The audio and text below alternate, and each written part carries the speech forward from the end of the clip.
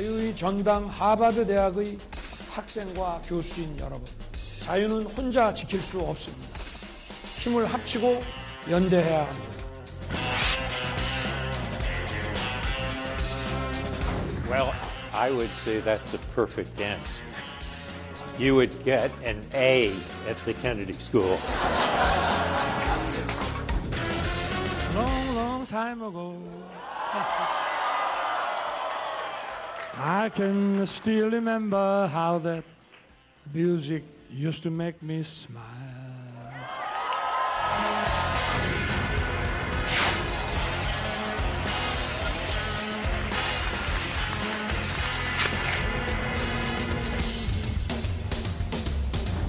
God bless the United States of America, and may God bless our great alliance. Thank you.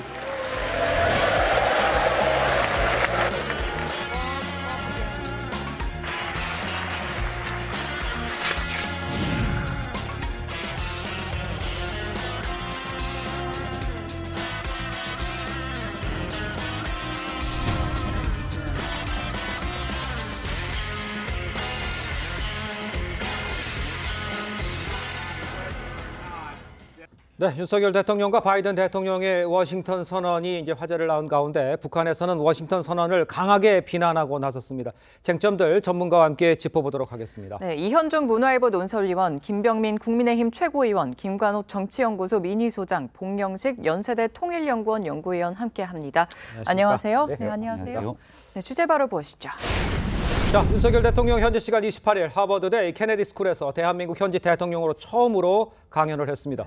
윤 대통령 새로운 한미 상호 방위 개념의 이 필요성을 설명을 하면서 대한민국은 필요하면 1년 이내에도 핵무장을 할 수 있는 기술 기반을 가지고 있다. 이렇게 말을 했습니다. 직접 먼저 들어보도록 하겠습니다. 대한민국은 핵무장을 하겠다고 마음을 먹으면 빠른 시일 내에 심지어는 1년 이내에도 핵무장을 할 수 있는 그런 기술 기반을 가지고 있습니다. 그러나 핵이라고 하는 것은 단순한 그 기술의 문제만이 아니고 핵무기와 관련된 복잡한 정치, 경제, 학과, 정치, 경제 방정식이라는 것이 있는 것입니다.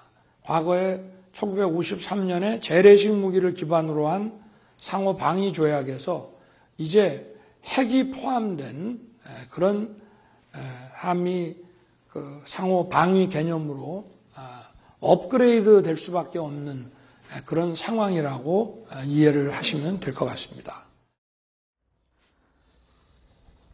자, 윤 대통령이 이야기한 이 핵이 포함된 한미 상호 방위 개념으로 이제 업그레이드된 상황 될 수밖에 없는 상황이다. 이렇게 설명을 했습니다.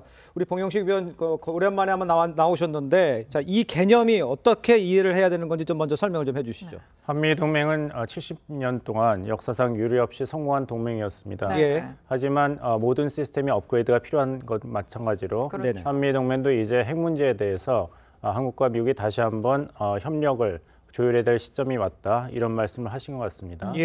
근데 여기서 제가 말씀드리고 싶은 거는 제가 혼동스러운 거는 민주당과 소위 우리 사회 진보 세력 그리고 반핵 평화주의자는 이번 윤석열 대통령과 바이든 대통령의 정상회담을 크게 환영해야 될 이유가 많은데 비판을 하고 있고 국민의힘과 보수 세력은 실망을 해야 될 이유가 많은데 굉장히 성공한 정상회담을 이야기하고 있습니다. 왜냐하면은 80년대 이제 반전 반핵 양키고엄 구호를 외쳤던 때 핵심은 뭐냐면 한반도에서 미국의 전술핵이 나가지 않으면 핵전쟁의 위협이 상존하기 때문에 전술핵이 없어야 된다 했죠. 그리고 90년대 이제 미국이 전술핵을 한반도에서 철수했습니다. 근데 이런 반핵 평화주의자 입장에서 본다면, 진보 세력 입장에서 본다면 이번 한미 정상회담에 대한 우려가 많았는데 다행히 큰 사고가 없는 결과로 귀결이 되었습니다. 뭐냐면 한국이 자체 핵무장 안 한다 그랬죠. 미국이 전술핵 재배치 안 한다고 약속했죠. 한국이 NPT의 잔류를 약속했습니다. 그리고 원자력의 평화적 이용을 약속한 한미 원자력 협정도 준수한다고 약속을 했어요. 그리고 1991년 12월 30일에 남북한이 체결한 한반도 비핵화에 대한 공동선언도 계속 유지가 되게 되었습니다. 왜냐하면 핵무기의 시험, 생산, 접수, 보유, 저장, 대비, 사용 금지가 지켜졌거든요. 네네.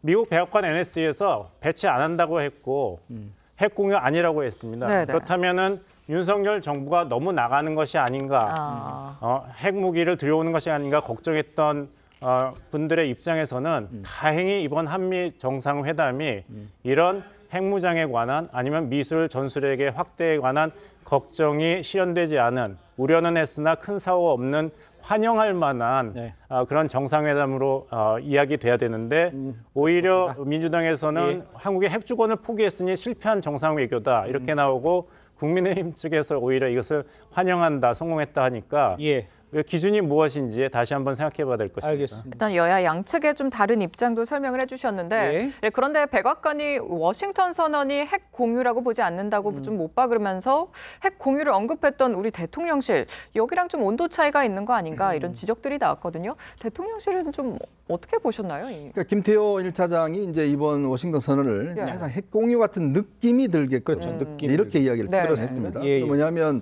우리가 이제 한미 상호 방위 조약 이후에 북한이 이제 핵을 이제 언제든지 쓸 수 있도록 지금 상황이 됐지 않습니까? 예. 거기에 별도의 이제 장치가 필요했던 것이고 그래서 이번에 워싱턴 선언이 이루어진 것인데 네. 그것이 가진 의미는 물론 핵이 이제 우리나라에 들어온 건 아닙니다. 그렇지만 그렇죠. 이 선언 자체가 국민들이 느끼게 때는 조금의 핵에 대한 위협에 대한 어떤 안도, 그래서 이것에 대한 방어 이런 이제 느낌이 들도록 아마 정무적인 해석을 한 것 같아요. 그렇지만 이제 미국 당국에서 입장에서 볼 때는 핵 공유라는 의미는 뭐냐면 정확히 이야기하면 핵을 같이 나눈다는 이야기잖아요. 근데 이건 있을 수 없는 일이거든요. 미국은 지금 같은 핵에 대한 일관된 정책은 핵은 배타적이고 독점적이다.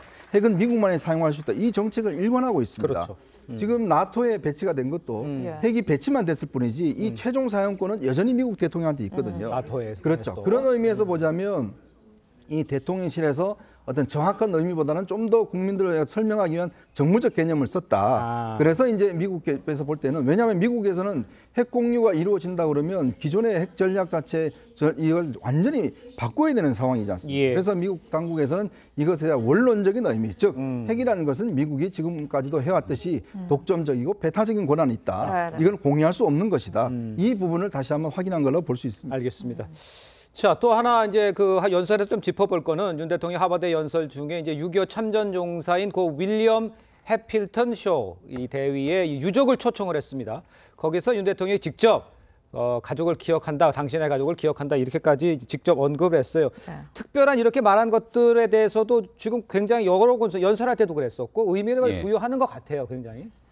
연설하는 중간에 유족에게 다가서서 고맙다는 인사를 표현했는데요. 하버드 대학에 재학 중이던 시절에 한국전에 참전을 해서 28 그 젊은 나이에 전사하게 된 것이죠. 그 유족들을 초청을 했고 당시 이제 한국보다 대한민국을 더 사랑하는 하버드인이라는 별칭이 붙을 정도로 정말 이 대한민국의 현재를 잇기까지 노력해줬던 그 당시 우리 동맹국들의 노력, 이 헌신들을 사실 윤석열 대통령이 늘 감사하지 않습니까?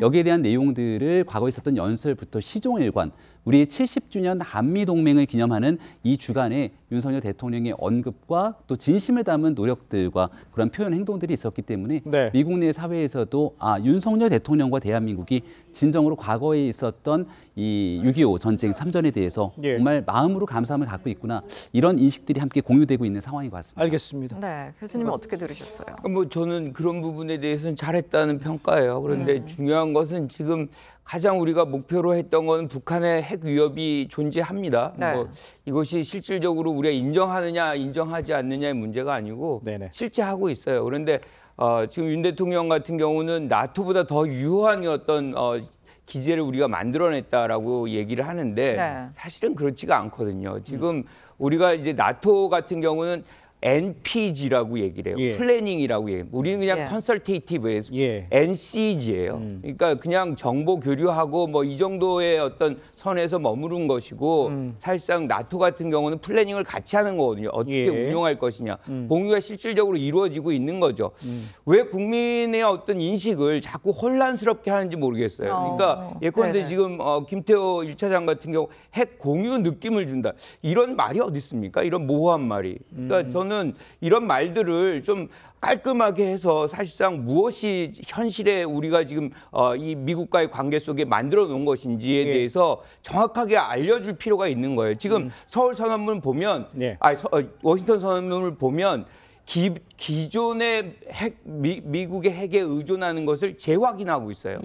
거기다가 한국은 이제 더 이상 핵을 못 만든다는 것을 아예 문서화했습니다.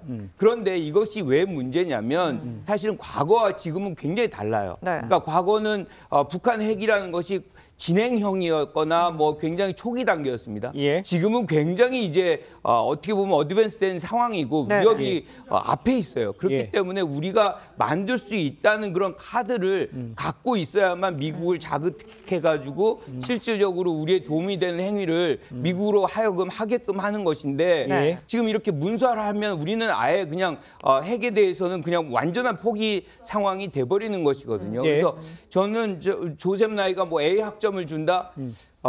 이 외교의 학점은요, 조셉 나이가 줄 자격이 없어요. 지금 국민이 주는 겁니다. 국민이 이번에 성과를 어떻게 바라보느냐에 따라서 A 학점을 줄지 C 학점을 줄지 이것이 결정되는 것이지 거기서 판단되는 것이 아니다 말씀드립니다. 네, 뭐 좀 전에 교수님 주셨던 비슷한 논조 이제 민주당에서도 이번 대한민국 대통령의 정상회담을 통해서 얻어낸 외교적 성과에 대해서 굉장히 폄훼하는 듯한 모습들이 있습니다.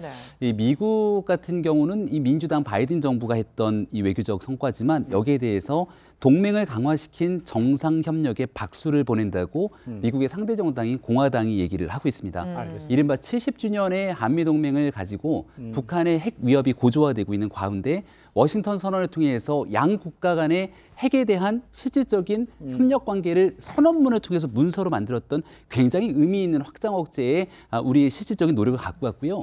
오늘 민주당을 비롯해서 사실상 이 북핵 위협에 대한 걱정하고 있는 분들이 계시다면 오늘 김여정 부부장 등 오히려 이러한 한미 정상회담의 성과를 두고 맹비난을 쏟아내고 있는 북한을 향해서 한마디를 해야 될 때가 아닌가라고 거듭 말씀드립니다. 알겠습니다. 지금 뭐 여야의 이제 평가에 대해서는 이제 잠시 뒤에 저희가 또 서로 이제 토론을 해보도록 하고요.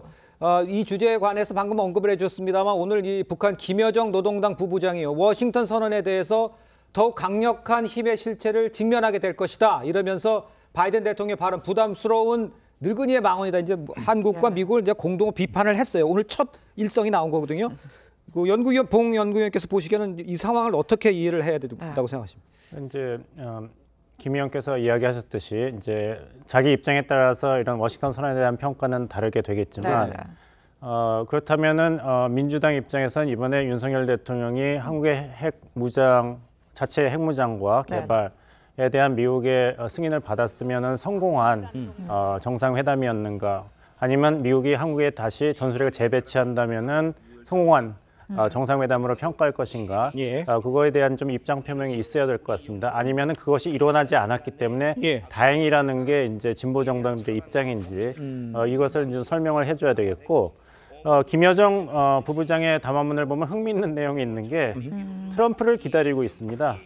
보면은 바이든 대통령 보고 자기 앞에 남은 임기가 2년만 감당해내고자 해도 부담스러울 미래가 없는 늙은이의 망언, 어르신께 좀 심한 얘기를 했죠. 늙은이의 망언이라고 할 수는 있겠다. 이 말을 돌려면 트럼프가 다시 내년 선거에서 이긴다면은 다시 빅딜을 할 수 있고, 북한이 싫어하는 워싱턴 선언이 무효가 될 테니까 트럼프는 모든 것이 거래가 가능한 대통령 아니겠습니까? 그리고 바이든과는 적수기 때문에 왜 워싱턴 선언을 계속 유지하겠습니까? 폐기하겠죠. 그런 속내를 이제 드러내는 그런 메시지가 있고, 그리고 같은 내용을 강조하고 있는 것은 결국엔 대한민국 국민은 윤석열 대통령을 빨리 권력의 권좌에서 내려오게 해야 된다. 무능하다.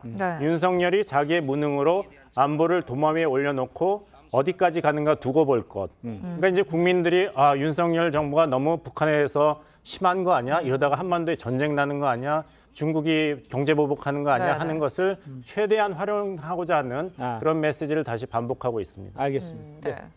불과 5년 전이죠. 정의용 특사가 북한에 갔을 때 김정은은 비핵화의 의지가 분명히 있다라고 해서 정상회담이 이루어진 거 아니겠습니까? 근데 그 결과가 어떻게 됐죠? 그러니까 그 과정에서 이제 북한은 핵탄두를 김정은이 다 보여줬습니다. 네. 그리고 실질적으로 그동안 몇 년 동안 그 과정에서 남북 북미 정상회담하는 그 과정에서 북한은 자신의 핵들을 고도화했다는 것을 기정사실로 보여준 거 아니겠습니까? 예. 그러다가 이제 정상적으로 이 과정을 넘어온 거 아니겠습니까? 예. 그래서 우리가 그동안 없었던, 즉 한미 상호 방위 조약에서 보장이 없었던 핵 문제에 대한 어떤 새로운 이제 이 단계에 접어든 거거든요. 예. 그래서 이제 워싱턴 선언을 한 것이고, 사실 미국 입장에서 보면 지금 이미 전 세계적으로 비핵화를 추진하고 있는 상황에서 우리나라의 핵을 갖다가 다시 배치한다는 것은 굉장히 어려운 일일 겁니다. 모든 정책을 바꿔야 되거든요. 그럼 일본은요, 뭐 다른 나라는, 대만은 뭐 등등 여러 가지 어떤 복잡한 문제가 생길 겁니다.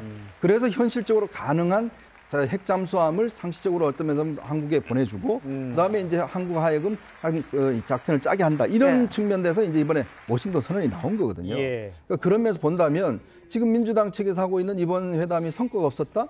과연 그렇게 평가할 수 있는 것인지, 이 핵에 대해서 보다 높은 단계에 우리가 한 발 더 전진한 것이고, 앞으로도 뭐 더 진전이 있겠죠.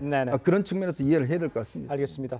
다른 걸 좀 하나 좀 짚어볼게요. 이런 상황에서 일본 언론들이 보도를 내놓은 건데, 기시다 총리가 다음 달인 5월 초에 한국을 찾아서 윤 대통령과 만나는 방안을 지금 고려 중이다, 이런 보도가 미리 먼저 나와버렸습니다.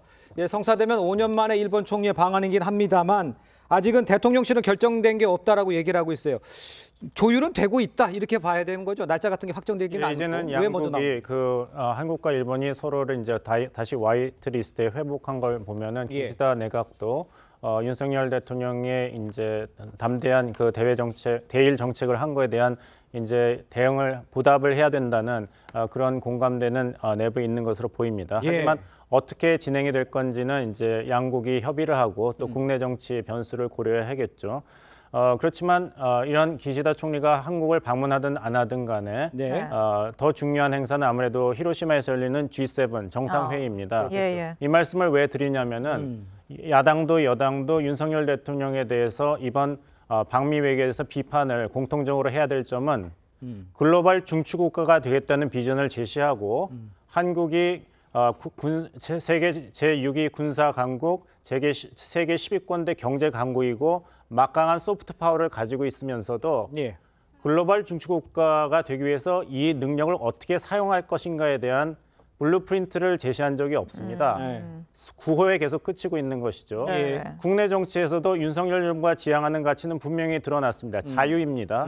하지만 국민들이 의아해하는 거는 그럼 그 자유를 어떻게 정책에 녹여내서 실현할 것인가.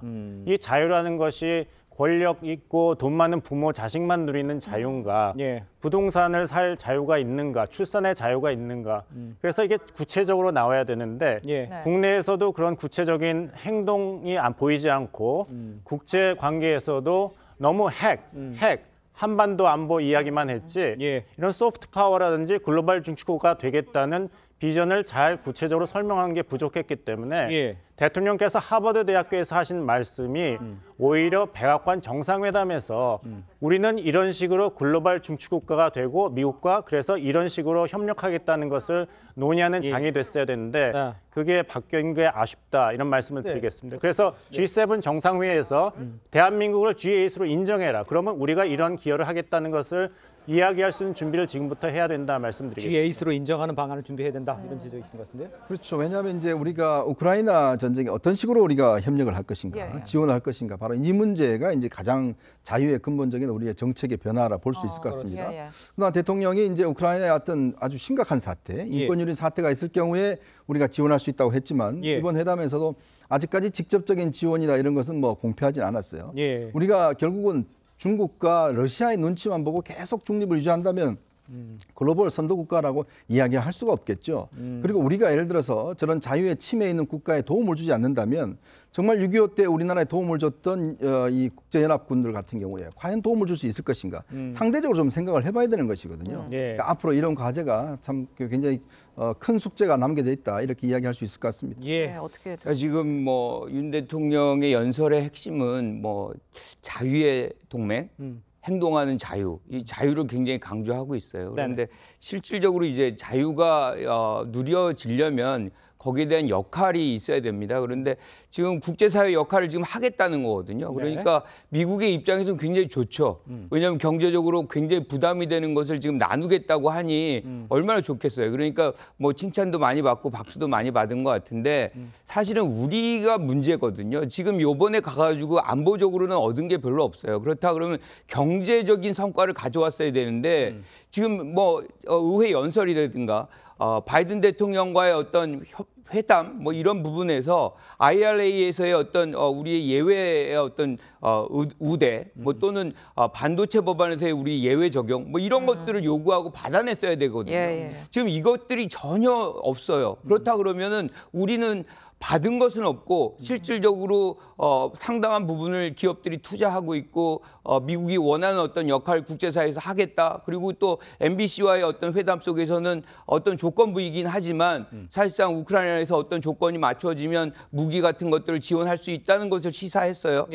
이런 것들을 보면 실질적으로는 바이든 대통령이 얻은 것은 굉장히 많고 우리는 실질적으로 얻은 것이 없다. 그래서 지금 며칠 남았는지 어떻게 했는지 모르겠지만 저는 이 IRA하고 반도체 법안에서의 대기업들의 어떤 손실 이 부분을 보전하는데 정부가 최선의 노력을 다해야 된다. 우리는 실질적으로 얻은 게 없다 이런 지적해 주셨거든요. 국제사회가 바라보는 평가들이 있을 것이고요. 대한민국 국내에서 윤석열 대통령에 대한 비난을 위한 비난을 쏟아내게 되는 정치권의 정쟁의 모습에서 또 바라보는 평가는 다를 거라고 생각합니다.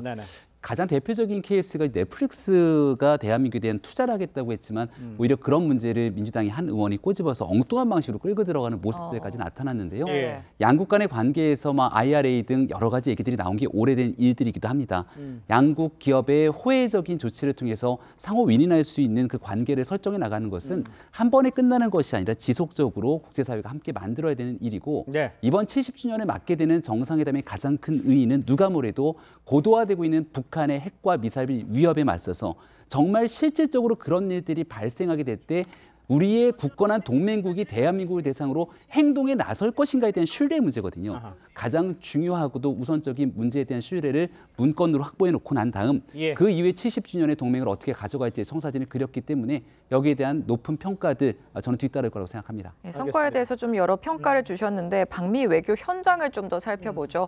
윤 대통령은 현지 시각 27일 미 의회를 찾아서 상하원을 대상으로 또 연설을 했습니다. 영어로 진행된 연설은 20번 넘는 또 기립박수를 받았고 또 호응이 굉장히 좀 뜨거웠는데 직접 한번 보시죠. Together with the U.S., Korea will play the role as a compass for freedom. It will safeguard and broaden the freedom of citizens of the world. But even as we walked in unison for freedom for 70 years, there is one regime determined to pursue a wrong path. That is North Korea. As President Reagan once said, there is a price we will not pay. There is a point beyond which they must not advance. We must make his words clear to North Korea. 자, 일단 500여 명의 미국 상하원 의원들이 이제 박수만 50번 넘게 했다. 기립박수도 많이 했다. 이렇게 누가 해도 그렇게 하겠죠. 하지만 전체적으로 봤을 때 호응이 뜨거웠다. 여기에는 이견이 없어 보이는데 이유를 어디서 찾을 수가 있을까요? 그렇죠. 일단 영어로 했다는 게 아마 그 이해도가 굉장히 높았을 것 같습니다. 아마 그 대통령실에 따르면 원래 참모들은 한국말로 하시죠라고 했는데 대통령이 이 연설은 미국 여기 있는 의원들만 상대로 한 게 아니라 미국 국민들이 다 듣는다. 그렇다면 대한민국의 대통령이 한미동맹 70주를 맞아서 그런 입장들을 전하는 게 훨씬 더 효율적이다라고 해서 이제 본인이 직접 영어 연설을 선택을 했고요. 또 영어 연설 이 연설 전체를 보면 한미동맹 역사를 전체로 아주 통사적으로 훑고 있습니다. 그러니까 아마 여기 참석한 의원들이나 이런 분들 같은 경우도 왜 한미동맹이 실제 이루어졌는지 잘 모르는 분들이 꽤 있을 거예요. 왜냐하면 6.25 전쟁부터 시작해서 한미동맹이 어떤 과정을 통해서 단단하게 다져왔던가. 왜냐하면 지금 미국이 전 세계적으로 보면 가장 성공한 동맹, 유일한 성공한 동맹이 한미동맹이거든요.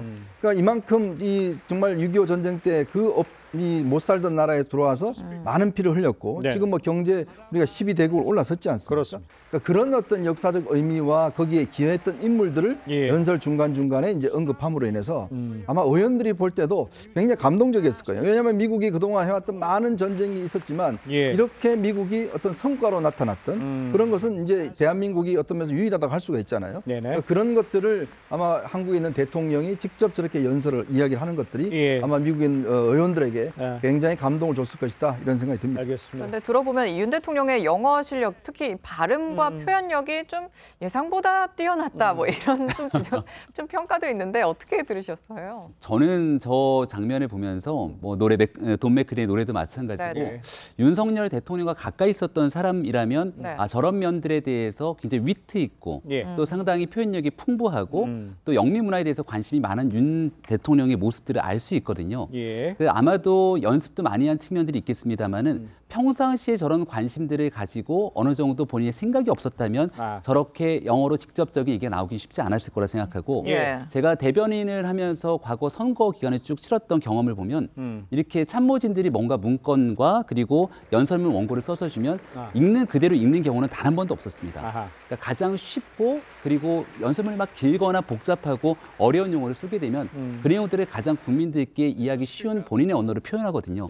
영어 연설문도 마찬가지로 어렵고 뭔가 좀 복잡한 언어를 통해서 써준 내용들이 아니라 가장 쉬운 용어로 정말 이 자유라고 하는 가치와 동맹의 의미들을 담아내기 위한 윤석열 대통령의 철학이 담겨 있기 때문에 나름대로의 높은 평가와 감동이 있었다고 생각합니다. 알겠습니다. 윤석열 대통령은 미 의회 연설에서 거짓 정보, 가짜 뉴스가 진실과 여론을 왜곡하고 있다 이렇게 비판을 했습니다. 직접 이 내용도 좀 들어보도록 하겠습니다.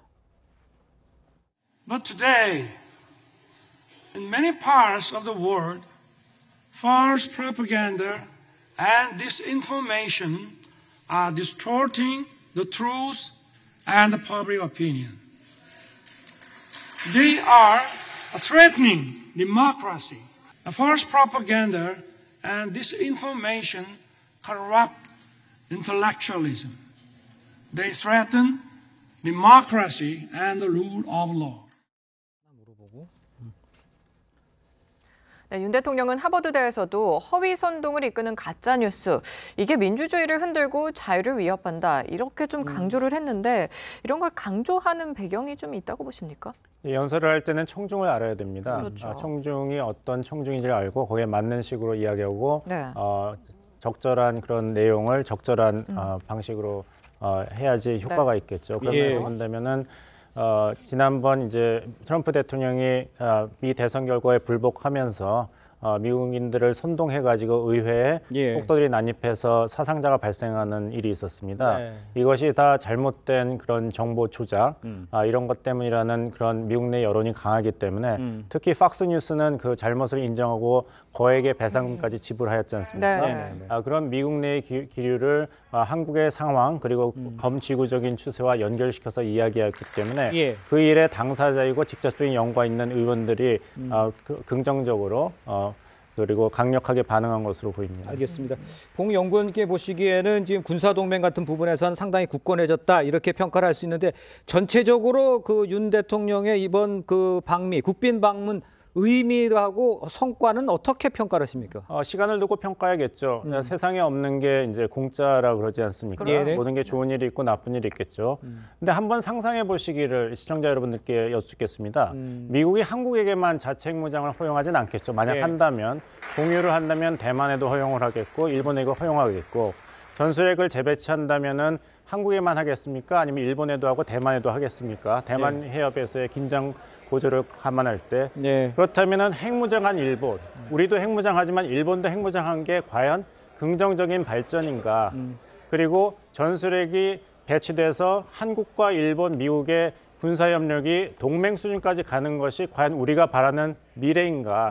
문재인 대통령은 한미일 군사협력이 동맹 수준으로 가는 것은 좋지 않다고 확인을 했습니다. 네네. 그렇다면 윤석열 정부의 입장은 무엇이고 국민 여러분들께서는 어떻게 생각하시는지 모든 선택에는 좋은 것만 있는 게 아니라 꼭 대가가 있거든요. 예. 그래서 이런 것을 잘 계산해서 이번 방문 외교를 성과를 평가하는 것이 중요하다 말씀드리겠습니다. 알겠습니다. 자, 국빈 방문 주요 쟁점들 먼저 짚어봤는데 봉영식 연세대학교 통일연구원 연구위원 수고하셨고요. 먼저 인사드리고요. 네.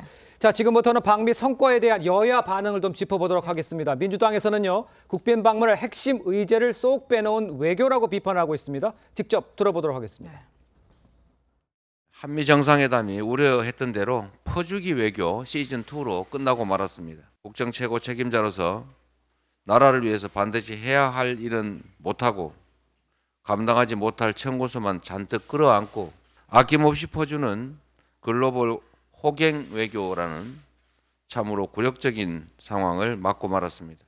저 정도가 기립박수면 사람들 제가 했으면 아마 기절했을 것 같아요. 저 노래 저 잠시 부르려고 한 10시간 정도 연습했을 겁니다. 그러니까 10시간 연습한 실력이다. 이렇게 봐주세요. 10시간 연습한 실력. 저것도 사전에 다 준비가 돼 있는 프로그램의 일부입니다. 그러니까 딱 끝나자마자 돈 맥클린이 사인을 한 기타 선물을 주잖아요. 다 기획되고 프로그래밍이 돼 있는 것을 그대로. 네, 박성민 전 청와대 청년비서관 새로 모셨습니다. 윤석열 대통령 국빈 방문에 대한 좀 여야의 평가가 지금 엇갈리고 있는데 국민의힘은 미국 기업들로부터 투자 유치에 성공한 윤 대통령을 향해서 영업 왕이다 이렇게 평가를 했고요. 민주당에서는 핵심 의제들을 쏙 빼놓은 호갱 외교다 좀 강하게 비판을 했습니다. 좀 어떻게 전반적으로 좀 보셨는지 설명 좀 부탁드릴게요. 그러니까 지금 적자 외교다라고 표현을 하고 있습니다. 네. 민주당 입장에서는 사실 이번에 한미 정상회담 간에 꼭 풀어야 되는 문제는 경제 문제도 있었던 거거든요. 근데 이 부분에서 사실은 뭐 반도체 관련한 법안이 만들어지면서 사실 한국 기업들이 상당한 불이익을 받게 되는 위기에 있습니다.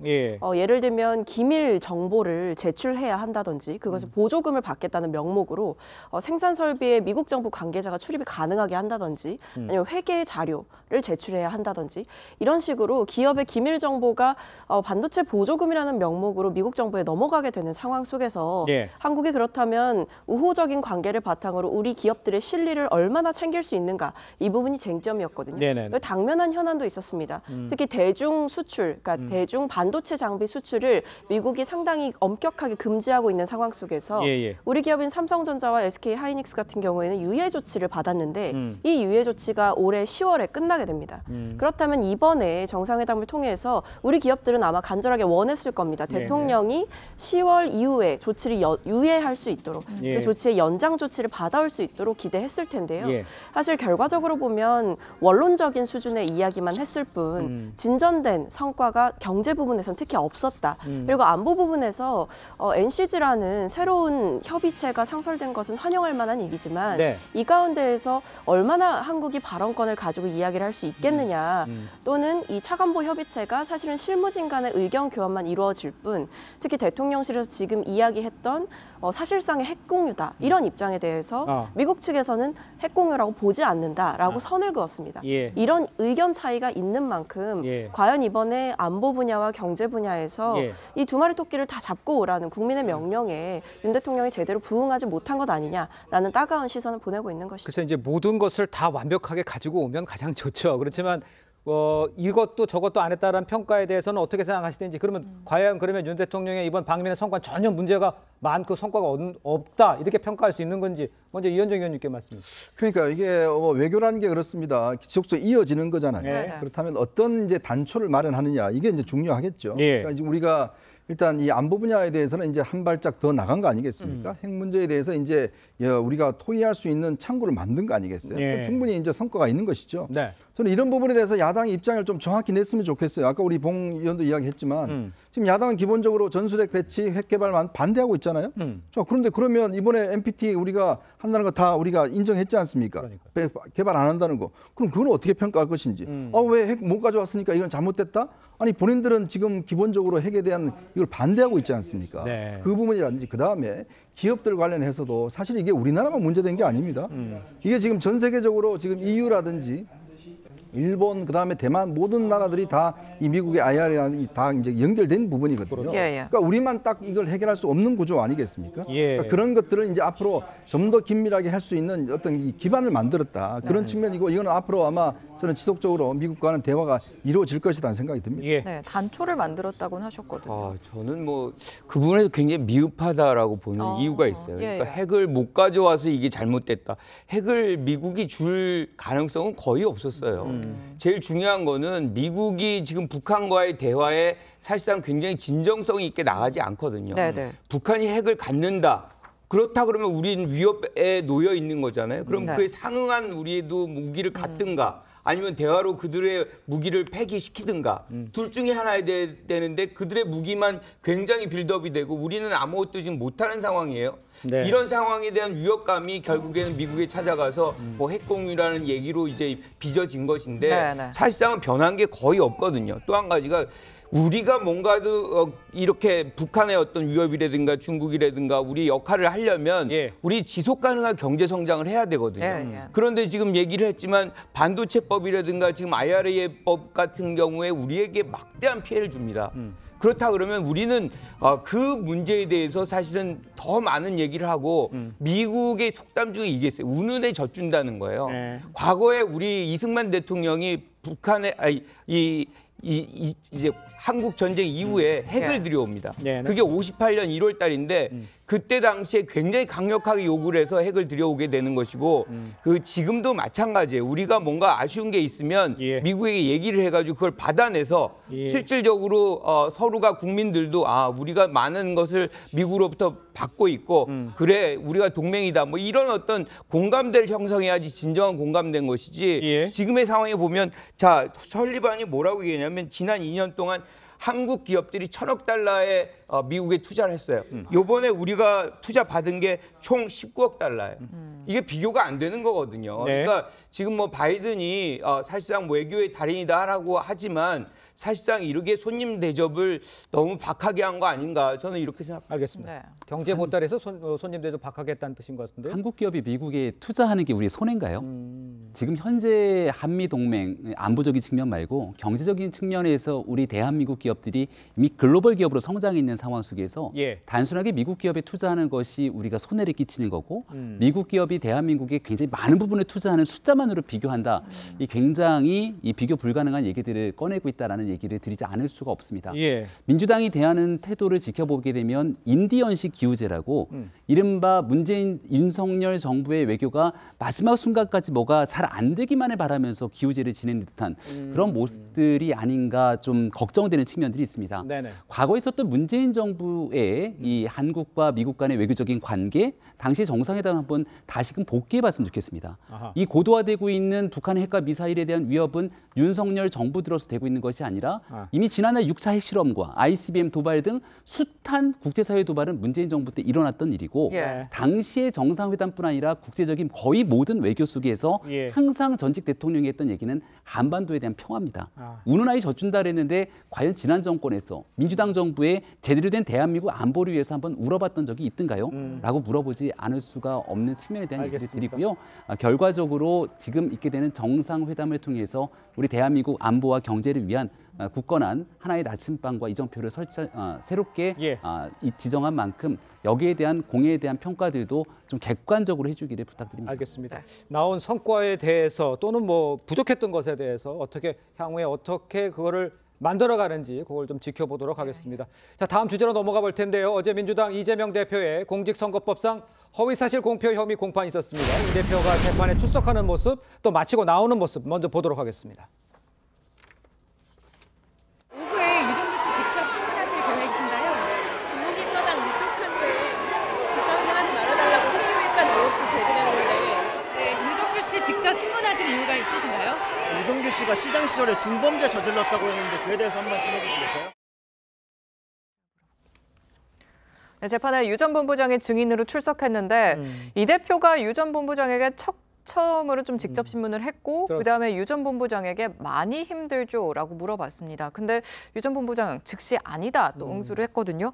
이 현장들 좀 어떻게 들으셨어요? 그러니까 어제 재판은 아마 이재명 대표가 유동규 씨 진술의 신빙성이나 이런 것들이 없다는 거를 집중적으로 저는 파고들었다 봐요. 왜냐하면 이 김문기 씨가 당시 처장이었냐 팀장이었냐. 그렇습니다. 그러니까 이게 뭐 어떤 단순한 것 같지만 저 사람은 지금 이 진술을 잘 모르고 한다 이런 거를 하기 위해서 유동규 씨도 이게 뭐 그 팀장이라고 했다든가 뭐 처장이 좀 헷갈리는 듯한 이야기를 했거든요.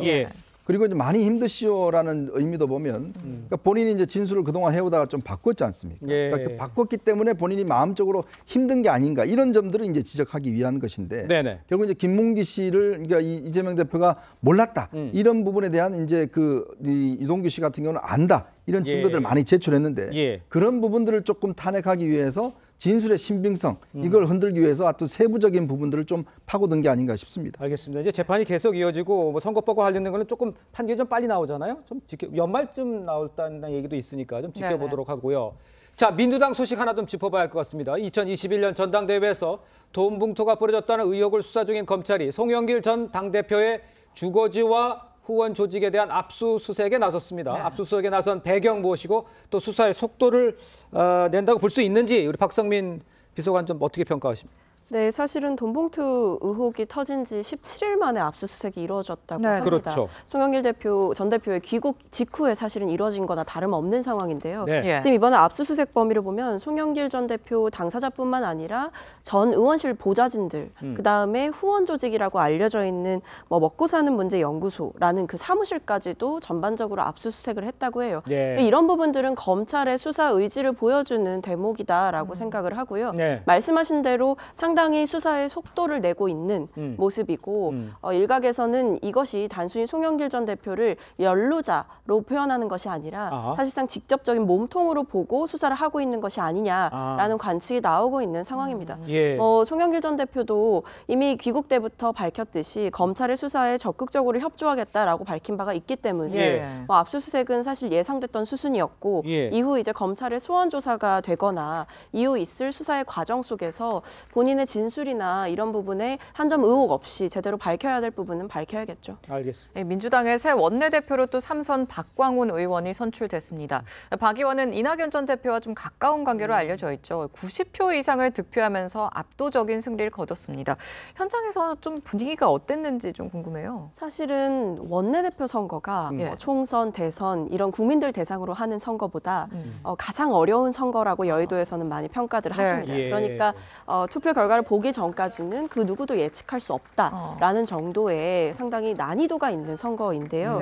실제로 박광훈 원내대표가 결선 투표를 거치지 않고 과반 이상의 표를 받아서 1차에서 끝난 것도 상당히 이례적이다라는 평가가 있었습니다. 왜냐하면 일각에서는 접전으로 좀 가지 않겠냐, 결선 투표는 불가피할 것이다라는 좀 예측이 있었는데 완전히 빗나갔던 것으로 보이고요.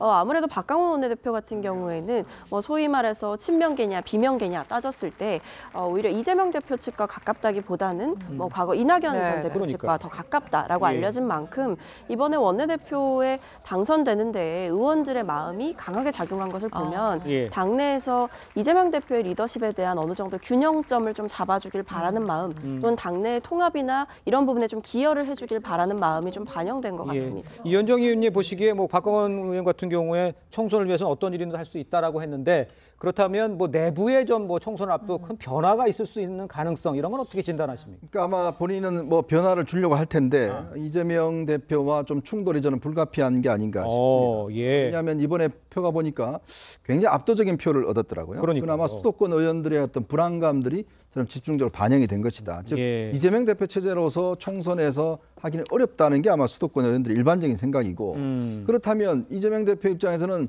본인 중심으로 선거를 가져나갈 할 텐데 그러니까 박광훈 지금 원내대표 같은 경우는 이제 이낙연 대표의 핵심 측근이잖아요.